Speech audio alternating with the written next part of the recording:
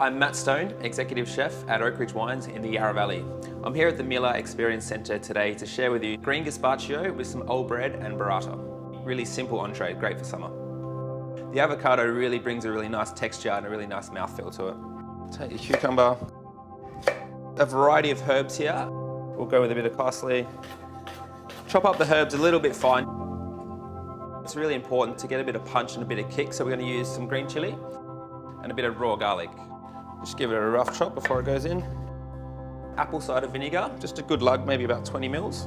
And then we need sort of a liquid to help blend the gazpacho. We're going to use the whey from the burrata today.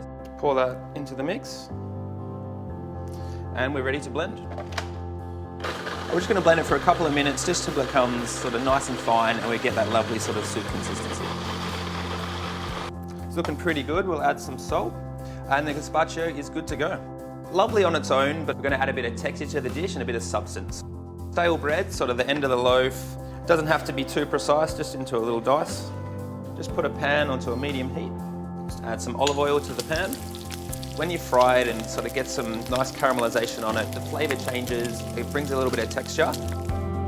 So you can see with the burrata, you have the lovely sort of creamy, luscious inside. And just with our fingers, we're just going to tear apart the curds. Got some olive oil, we'll just add some sea salt.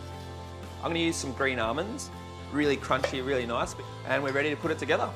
Nice amount of gazpacho, some of this lovely burrata curds.